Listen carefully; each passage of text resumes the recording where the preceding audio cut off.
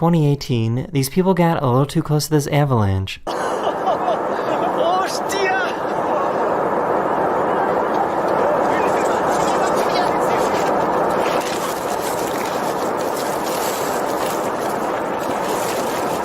In 2020, this plane was struck by lightning when flying over Finland.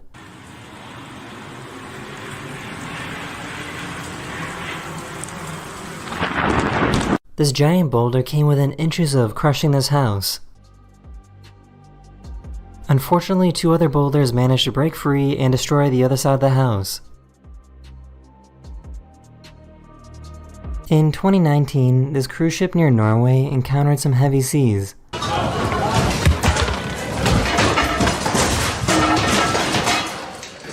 Get that on video. It's officially over.